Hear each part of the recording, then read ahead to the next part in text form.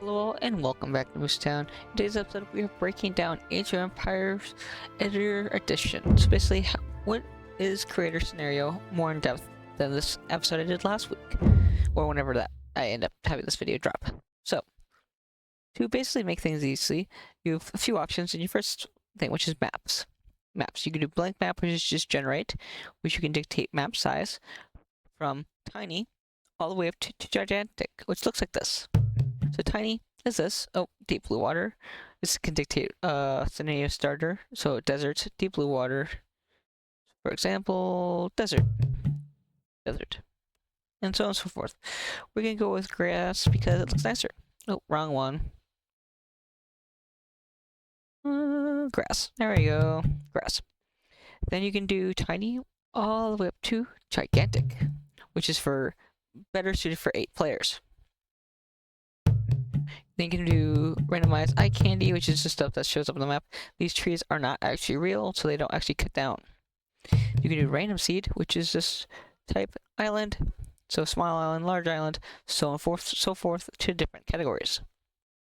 Or random seed, which is where you put, 1, 2, 3, 4, or whatever you want. Hit random seed. Oh, my bad. Did it load? There we go. And now you have your seed. So here is your yellow, or red, I mean, bad guys, in this scenario, and so on and so forth. And if you don't like what any of this is, just go back to blank map and generate. So generate tiny, or generate your normal, which is medium to 2 players. Next, let's go up to terrain. So terrain has multiple features. First, you have your map, which dictates terrain types, so deep water all the way to normal waters, shallows, and sandy rocks that look like such. Sandy rocks, shallows, water, which is non-passable water, but still you can get through it with ships and whatnot. Shallows, which means ships can cross it and whatnot, but ships can still navigate through it, and so on and so forth. You can also dictate the size of how big the area you're affecting. So let's say I want this to be forest instead. Oh, my bad, desert. Forest. This whole area is now a big forest. You can dictate the different types of forest and so on and so forth, changing them at your whim. We'll just make this grass, so it's all grass. When you are in the editor platform, you can only use your mouse to get around, which is kind of annoying. So you can't use your up and down arrow keys or other things at this time that I'm aware of. Then you have elevation. Elevation of 1 goes down. Elevation of 2 brings everything back to how it is now. Elevation 3 goes up slightly, with elevation 4 going up to the highest you can be in the map, which is up 2 elevation slots. Going back to 2 puts everything back to normal. Then you have your glyphs. These have only one size setting, but you see that orange right here? That's where the glyphs will show up. Glyphs. Oh, you have to drag, my bad. Left click and drag. So this is how they show up. The yellow means that is a non-passable, whereas the orange in the bottom means it is passable. If you don't like how this is, you just hold right click and you can get rid of them. Yeah, you can't just click. So with these, you have to click and drag. You cannot just left click or right click. If you have this and you double tap it or right click, you can automatically get rid of it with no need to drag or anything. It's just right click, right click, right click, right click. Next, you have your players. This is the same concept as if you're playing single player, which is you can dictate everything on here up to 8 players. So here, player 8 can dictate their color, how many population, food, stone, stuff they start at, and where their starting age. You can dictate if it's a computer or either. And you can dictate what civilization they are on the map. With one player, this is just you. Oh, my bad. There's only you, whereas at a minimum, you always want 2, so you have someone to play with. Then you have your units, which I went over in the game breakdown. Where units is all your different buildings and troops.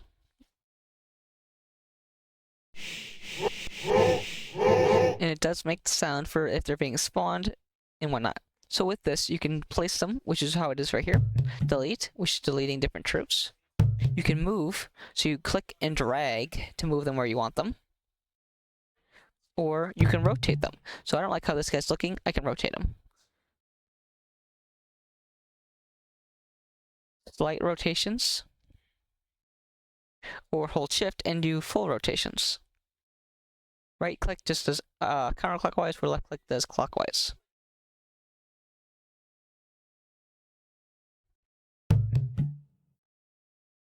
Then we have your diplomacy. This is where you can get more into the weeds of how game semantics all work.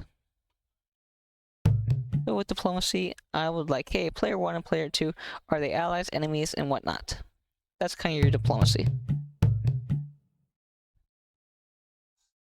And you can dictate it here. Individual victories, like I stated in the prior video, this can add things that allow you to win the game without actually killing the other player. That's your individual winning victories. Global victories is the same concept, but this is for everyone on the map. Whereas individuals are things that you have to do as player 2 or player 1. You can dictate each player to have a different individual victory concept, or the global victory, which is your standard conquer, score, time limit, or custom. When you do custom, you actually dictate certain things that need to be acquired, destroyed, or whatnot. Then you have your options, which is basically you can disable technology for certain players and whatnot, make it easier on yourself or harder. You can dictate certain things that are in the game or not in the game. So disable technology, disable the granary, storage, pit stocks, markets, so on and so forth. You can also disable certain barracks types such as archery, stables, temples, and whatnot. So if you don't want the enemy or yourself to have no archeries, just make it all a battle of the fight with fighting, you can get rid of archers.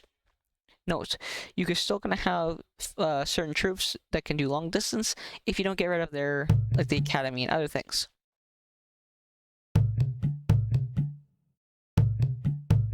Then you have messages, like I stated, you can make it easy if someone loses, this is what plays. It's a hint for help out thing, and you can set a history to this world. And semantics, so this is just your interesting. So semantics as of now, I still don't know what those are, but this is your basic concept of editing. If you guys would like me to go more in depth or actually show you some more stuff, please let me know down below. With that, guys, thank you all for watching. If you found yourselves enjoying this, as always, please go down below, like, comment, and subscribe. If you have any tips, tricks, or things you'd like to share with the community, please leave those down below as well. With that, guys, thank you all for watching, and we hope to see you guys in the next one. Thank you all, and God bless.